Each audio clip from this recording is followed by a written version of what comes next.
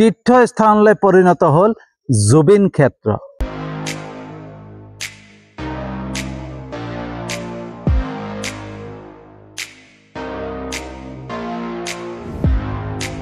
Good evening বন্ধুসকল, শুভ সন্ধ্যা। তো বন্ধুসকল, প্ৰথমতে আপোনালোকক এটা দৃশ্য দেখুৱাব খুজিছোঁ। আহক দৃশ্যটো চাই লওঁ।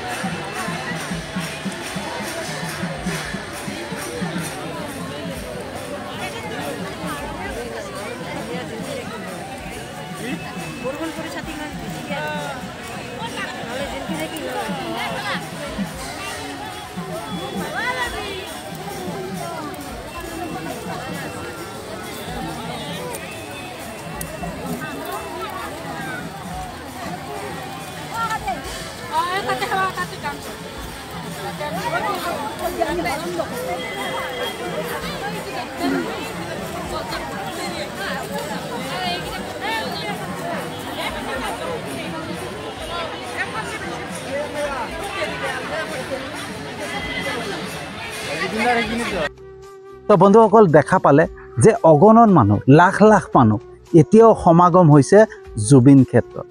বৰষুণৰ বতৰ নেওচি, বৰষুণৰ বতৰত তিতি তিতি এতিয়াও মানুহ আহি আছে, অগণন মানুহ আহি আছে জুবিন ক্ষেত্ৰত। বৰষুণ যে আহিছে ভূক্ষেপে কৰা নাই, বৰষুণত তিতি তিতি মানুহৰ সমাগম হৈছে। কিয়? বন্ধুসকল, য'ত ভক্তি থাকে, য'ত বিশ্বাস থাকে, য'ত সত্য থাকে, তাতে ঈশ্বৰ থাকে, তাতে ভগৱান থাকে। এতিয়া মানুহৰ মনত এটা বিশ্বাস সোমাই গৈছে, মানুহৰ মনত এটা ভাৱ সোমাই গৈছে যে জুবিন দা ঈশ্বৰৰ সন্তান আছিল, হয়নে? অকল মানুহৰ ভাৱ হোৱাই নহয়, প্ৰত্যেকতে ওলাই পৰিছে। আনকি নিউজ চেনেলত নিউজ চলি আছে যে জুবিন দা ঈশ্বৰৰ সন্তান আছিল। তো ই যে ভাৱ উৎপন্ন হৈছে, এই মনলৈ যে ভাৱ আহিছে, এনেই অহা নাই বা কোনোবাই সুমুৱাই দিয়া নাই যে জুবিন দা ঈশ্বৰৰ সন্তান হয়। সেইটো কাৰো মনত সুমুৱাই দিয়া নাই, কাৰো মনত ভাৱটো জগাই দিয়া নাই, হয়নে? সেইটো অট'মেটিকলি আহিছে। অট'মেটিকলি কিয় আহিছে? কাৰণ ঈশ্বৰৰ ইচ্ছা, ভগৱানৰ ইচ্ছা। কাৰণ প্ৰকৃততে জুবিন দা ঈশ্বৰৰ সন্তান আছিল। আৰু সেইকাৰণে প্ৰত্যেক মানুহৰ ভাৱনাত, প্ৰত্যেক মানুহৰ মনত এটাই ভাৱ আহিছে যে জুবিন দা ঈশ্বৰৰ সন্তান আছিল। আৰু সেইকাৰণে প্ৰত্যেক দিনাখনে জুবিন ক্ষেত্ৰত মানুহৰ সমাগম বাঢ়িছে। প্ৰত্যেক দিনাখনে ধূপ ধূনা চাকি বন্তিয়ে ভৰি পৰি গৈছে। ক'ত দেখা পায় এনেকুৱা?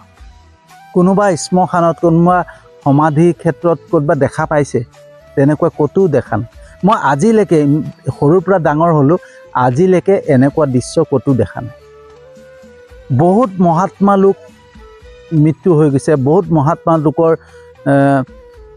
মানে মৃত্যু হৈছে, কিন্তু এনেকুৱা দৃশ্য মই ক'তো দেখা নাই। ডক্টৰ ভূপেন হাজৰিকা দেউৰ মৃত্যুত যিমানখিনি মানুহ হৈছিলে, যেতিয়া মানে শেষকৃত্য সম্পন্ন কৰালৈকেহে মানুহ আছিল, তাৰপিছত লাহে লাহে মানুহৰ সমাগম কমি গ'ল, হয়নে? এতিয়া কিন্তু সেই ভূপেন হাজৰিকা দেউৰ সমাধিস্থললৈ কোনো মানে যোৱা মই দেখাই নাই বুলি ক'ব পাৰি, হয়নে? কিন্তু জুবিন ক্ষেত্ৰত আজিৰ ডেটলৈকে, আজিৰ তাৰিখলৈকে ইমান যে মানুহৰ সমাগম হৈ আছে, কিয়? আপোনালোকে নিজে চিন্তা কৰক, কিয়? কাৰণ জুবিন দা প্ৰকৃততে ঈশ্বৰৰ সন্তান আছে। জুবিন দাৰ ভাৱনা, জুবিন দাৰ চিন্তাধাৰা, জুবিন দাৰ মনোভাৱ, জুবিন দাৰ কৰ্ম প্ৰত্যেকতে ফুটি উঠিছে যে জুবিন দা ঈশ্বৰৰ সন্তান আছে। কোন এনেকুৱা ব্যক্তি হ'ব, চিন্তা কৰকচোন, কোন এনেকুৱা ব্যক্তি হ'ব যি মানে কোনো টকাৰ হিচাপ নৰখা?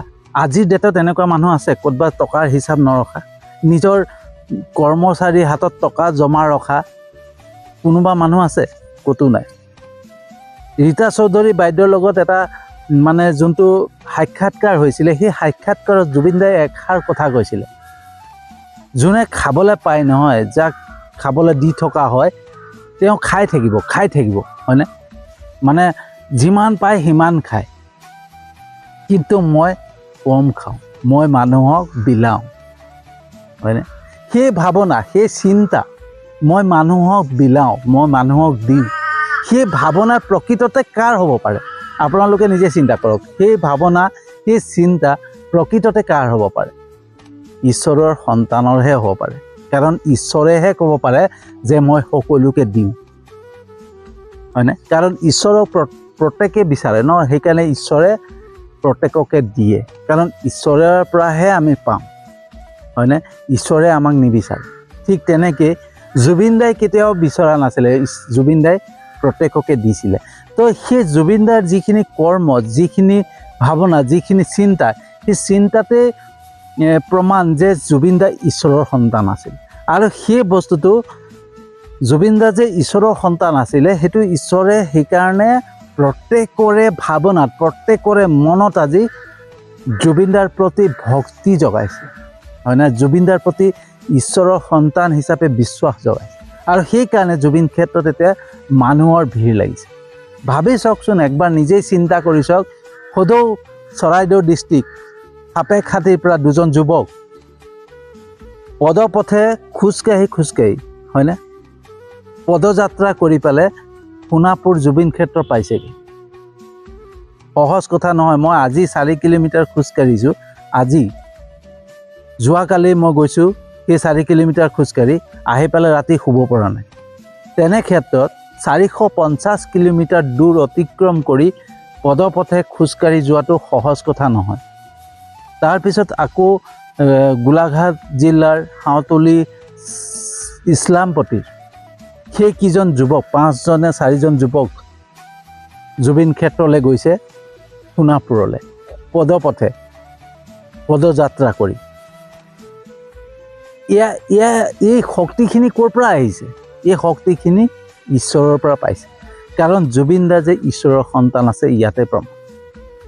তো ভাবক, কোনোবাই খোজকাঢ়ি গৈছে, কোনোবাই চাইকেলেৰে গৈছে, কোনোবাই, কিন্তু যোনে যেনেকৈ গৈছে, কিন্তু জুবিন ক্ষেত্ৰত ভিৰ লাগি আছে। প্ৰত্যেক দিনাখনে ভিৰ লাগিছে, প্ৰত্যেক দিনাখনে মানুহৰ সমাগম বাঢ়িছে, প্ৰত্যেক দিনাখনে ধূপ ধূনা চাকি বন্তি জ্বলি উপচি আছে। চাকি বন্তি ধূপ ধূনাৰে ক'ত উপচি থাকে? ক'ত মানে চাকি বন্তি জ্বলায়? য'ত মন্দিৰ হয়, য'ত তীৰ্থস্থান হয়। তো জুবিন দাৰ ক্ষেত্ৰখন যে আজি তীৰ্থস্থানলৈ পৰিণত হৈছে, ইয়াতে প্ৰমাণ। তীৰ্থস্থানলৈ পৰিণত হ'ল জুবিন ক্ষেত্ৰ। তো বন্ধুসকল, ইয়াতে প্ৰমাণ ঈশ্বৰ যে আছে, প্ৰকৃততে ভগৱান আছে। আৰু ভগৱানে এজন অৱতাৰ পঠিয়াই যেতিয়াই অধৰ্ম বাঢ়ি যায়, হয়নে? কাৰণ ভাগৱত গীতাতে কৈছিলে, যেতিয়াই অধৰ্ম বাঢ়িব, তেতিয়াই ঈশ্বৰৰ অৱতাৰ হ'ব। আৰু ঈশ্বৰৰ অৱতাৰ মানুহৰ ৰূপতে আহিব ন। কেনেকৈ আমাৰ ৰূপতে, আমাৰ নিচিনাকৈ আহিব? তো তাত বেলেগ এটা ৰূপ লৈতো নাহে। তো এই সংসাৰত যে অৱতাৰ লৈ আছে, সেইটো আমি জনা উচিত। কাৰণ অধৰ্ম প্ৰকৃততে বাঢ়ি গৈ আছে, হয়নে? তো সেইটো কাৰণে বন্ধুসকল, মই এতিয়াও সকলোকে অনুৰোধ কৰোঁ, সকলোকে প্ৰাৰ্থনা জনাওঁ যে জুবিন দাক লৈ পেলাই কেতিয়াও ৰাজনীতি নকৰিব, জুবিন দাক লৈ পেলাই কেতিয়াও স্বাৰ্থত নিজেই ব্যৱহাৰ নকৰিব, হয়নে? জুবিন দা ঈশ্বৰৰ সন্তান, প্ৰকৃততে জুবিন দা ঈশ্বৰৰ সন্তান আছে। আৰু যিসকলে কিন্তু জুবিন দাক লৈ পেলাই ৰাজনীতি কৰিব বা নিজৰ স্বাৰ্থত ব্যৱহাৰ কৰিব নহয়, তেওঁলোকে নিজৰ পৰিণাম নিজে ভুগিব, নিজৰ বিনাশ নিজে মাতি আনিব। মই আকৌ এবাৰ কৈছোঁ, হয়নে? কেতিয়াও জুবিন দাক লৈ পেলাই কেতিয়াও ৰাজনীতি নকৰিব, বাৰে কৈ আছোঁ।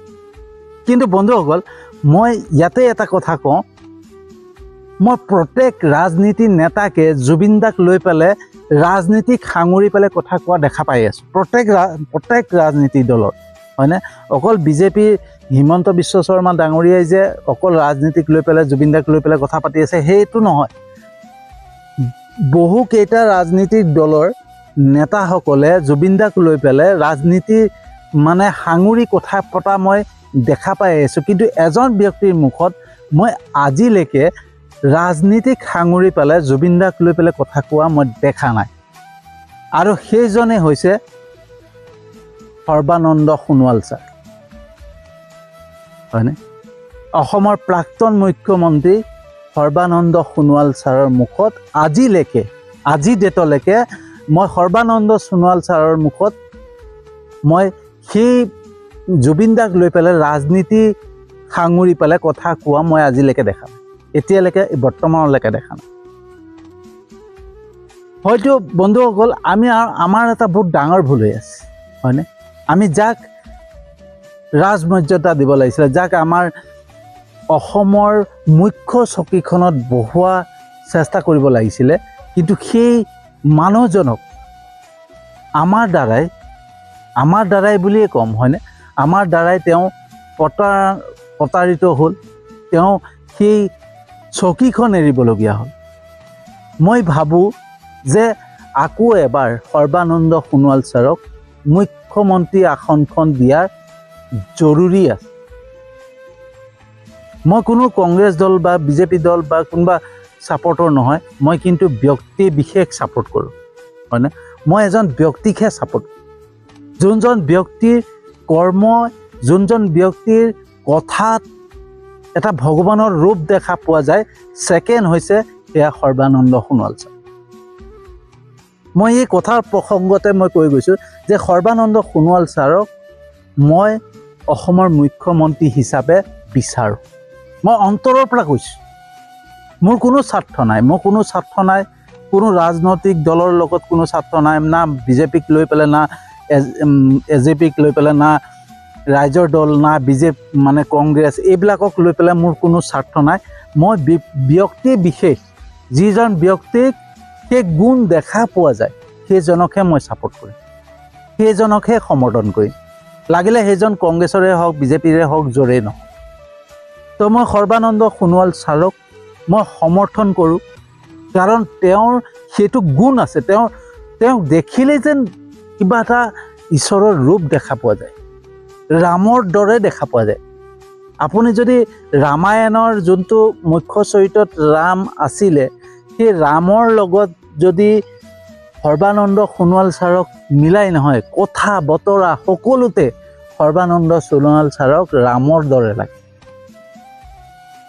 গতিকে মই এটাই সকলোকে অনুৰোধ কৰোঁ, যদি আপোনালোকৰ সমৰ্থন হয়, প্ৰত্যেকে মানে সৰ্বানন্দ সোণোৱাল ছাৰক মুখ্যমন্ত্ৰী ৰূপে পোৱাৰ বাবে প্ৰতিবাদ কৰক। প্ৰত্যেকে লিখক যে সৰ্বানন্দ সোণোৱাল ছাৰক আমি মুখ্যমন্ত্ৰী ৰূপে বিচাৰোঁ, আৰু সেইজনেই আমাৰ অসমৰ উদ্ধাৰকাৰী হওক, সেইজনেই আমাৰ বাবে যোগ্য মুখ্যমন্ত্ৰী হওক। তো বন্ধুসকল, মই কথাৰ প্ৰসংগত মই জুবিন ক্ষেত্ৰটোক লৈ পেলাই মই মানে কি, জুবিন ক্ষেত্ৰক লৈ পেলাই কিয় কৈছোঁ, তীৰ্থভূমি হয়নে, তীৰ্থস্থানলৈ পৰিণত হৈছে। জুবিন দা আছিলে মানে ঈশ্বৰৰ সন্তান। তো ঈশ্বৰৰ কথা পাতি থাকোঁতে মোৰ পটককৈ মনত পৰিলে বন্ধুসকল যে সৰ্বানন্দ সোণোৱাল ছাৰলৈ। কিয় মনত পৰিলে? কাৰণ সৰ্বানন্দ সোণোৱাল ছাৰৰ মানে কথা বতৰা, মুখমণ্ডলত সকলোতে ঈশ্বৰৰ ৰূপ দেখা পোৱা যায়, ৰামৰ ৰূপ দেখা পোৱা যায়, হয়নে? তো সেইকাৰণে মই সৰ্বানন্দ সোণোৱাল ছাৰৰ নামটো উচ্চাৰণ কৰোঁ, ঠিক আছে? তো বন্ধুসকল, জুবিন দা ঈশ্বৰৰ সন্তান, সেইটো কোনো মানে নৈ কৰিব নোৱাৰি, হয়নে? জুবিন দা যে ঈশ্বৰৰ সন্তান হয়, সেইটো প্ৰকৃততে সত্য। আৰু যদি সত্য নহ'লে হয়, প্ৰত্যেকৰে মনৰ ভাৱত, মনৰ চিন্তাত জুবিন দা ঈশ্বৰৰ সন্তান বুলি নাহিলেহেঁতেন। আজি জুবিন ক্ষেত্ৰ তীৰ্থস্থানলৈ পৰিণত নহ'ল। জুবিন ক্ষেত্ৰ তীৰ্থস্থানলৈ পৰিণত হোৱাৰ একমাত্ৰ কাৰণ জুবিন দা ঈশ্বৰৰ সন্তান, হয়নে? সেইকাৰণে জুবিন দাক লৈ পেলাই কোনো যাতে নিজৰ বিনাশ মাতি নানে। জুবিন দাক লৈ পেলাই ৰাজনীতি কৰি, জুবিন দাক লৈ পেলাই স্বাৰ্থৰ লৈ পেলাই ভিডিঅ' বনাই কিবা কৰি, হয়নে? মই যদি ভিডিঅ' বনাইছোঁ নহয়, মই যদি কিবা এটা হেৰিত বনাইছোঁ, কিন্তু ভগৱানৰ ইচ্ছা, ভগৱানে জানে যে মই কিয় বনাই আছোঁ। মই কিছু দিনলৈকেহে বনাম, যেতিয়ালৈকে জুবিনদাৰ ন্যায় নাপায়। তাৰপিছত মই জুবিনদাৰ এটা দুটা ভিডিঅ' বনাই গৈ থাকিম, কিন্তু মোৰ যোনটো বিষয়বস্তু, সেই বিষয়বস্তুত আহি যাম। কিন্তু জুবিনদাৰ ন্যায় নোপোৱালৈকে মই জুবিনদাৰ বিষয়বস্তুত মানে জুবিনদাক লৈ পেলাই ভিডিঅ' বনাই গৈ থাকিম, আৰু জুবিনদাৰ হৈ মাত মাতি গৈ।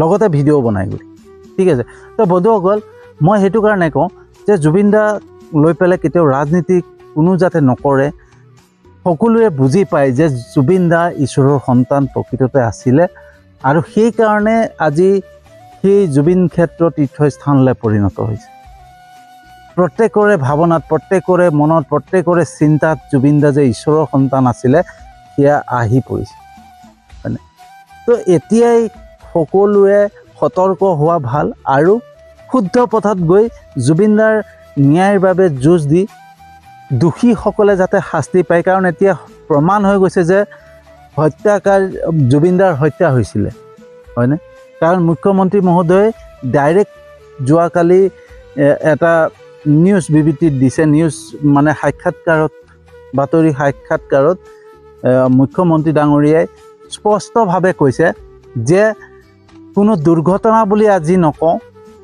আজি মই হত্যা বুলিয়ে ক'ম আৰু সেই হত্যাৰ মানে চাৰ্জশ্বিটখন অতি সোনকালে দিম বুলি কৈছে গতিকে মুখ্যমন্ত্ৰী মহোদয়ৰ মুখৰ পৰাই হত্যা বুলি যদি উলিয়াইছে কাৰণ এতিয়া হত্যা হয় সেইটো নিশ্চিত হৈ গৈছে গতিকে হত্যাকাৰীসকলে যাতে শাস্তি পায় তাৰ বাবে সকলোৱে যুঁজে হয়নে কোনো ৰাজনীতিক লৈ পেলাই কোনো নিৰ্বাচনক লৈ পেলাই কোনো ৰাজনীতিৰ নেতাৰ লগত তৰ্ক বিতৰ্ক এইবিলাক বাদ দি পেলাই এটা প্ৰসংগত আহক যে দোষীসকলে শাস্তি পায় আৰু যদিও কোনোবাই শাস্তি দিব বিচৰা নাই বা নিবিচাৰে তেতিয়াহ'লে বাদ দিয়ক কাৰণ ঈশ্বৰৰ সন্তান ঈশ্বৰে নিজেই সকলোকে দোষী সাব্যস্ত কৰিব আৰু নিজেই শাস্তি দিব ঈশ্বৰে শাস্তি দিব ভগৱানে শাস্তি দিব আপোনালোকে চিন্তাই নকৰিব যে আমি তেওঁক বচাম বা আমি বাচি যাম সেইটো ভাৱ কোনো নাৰাখিব যদি জুবিন দাক লৈ পেলাই অন্যায় কৰিছে নহয় সেইসকলে শাস্তিৰ সন্মুখীন হ'ব যদিও ভাৰতীয় আইনখনৰ বা অসম চৰকাৰৰ দ্বাৰা বা ভাৰতীয় আইনখনৰ দ্বাৰা নহয় কিন্তু ওপৰৰ আইনখনৰ পৰা ঈশ্বৰৰ আইনখনৰ পৰা শাস্তিৰ সন্মুখীন 100%। তো বন্ধুসকল তীৰ্থস্থানলৈ পৰিণত হৈছে জুবিন ক্ষেত্ৰ কেনেকুৱা লাগিলে জনাব যদি সঁচাকৈ ভাল লাগিছে যিমান পাৰে ভিডিঅ'টো শ্বেয়াৰ কৰিব যাতে সকলোৱে পায় ভিডিঅ' মই জানো আপোনালোকে মোৰ ভিডিঅ' চাই লাইক কমেণ্ট কৰে শ্বেয়াৰ কৰে মোৰ ইউটিউব চেনেলটোতো আপোনালোকে ছাবস্ক্ৰাইব কৰিছে মোৰ ফেচবুক প্ৰফাইলতো আপোনালোকে ফ'ল' কৰিছে তাৰ বাবে আপোনালোকক আন্তৰিক ধন্যবাদ জনাইছোঁ আৰু যিসকলে নাই কৰা তেওঁলোককো মই বহুত আন্তৰিক ধন্যবাদ জনাইছোঁ কাৰণ মোৰ বিশ্বাস আছে ঈশ্বৰৰ ওপৰত যেনেকৈ বিশ্বাস আপোনালোকৰ ওপৰতো বিশ্বাস মোৰ ভিডিঅ' চাব লাইক কৰিব ভাল পাব লাইক কমেণ্ট কৰিব শ্বেয়াৰ কৰিব মোৰ ইউটিউব চেনেলটোতো ছাবস্ক্ৰাইব কৰিব মোৰ ফেচবুক প্ৰফাইলতো ফ'ল' কৰিব সেই বিশ্বাসেৰে আজিৰ ভিডিঅ'টো সামৰণি মাৰিছোঁ আৰু এটা নতুন বিষয়বস্তু লৈ আহি আছোঁ।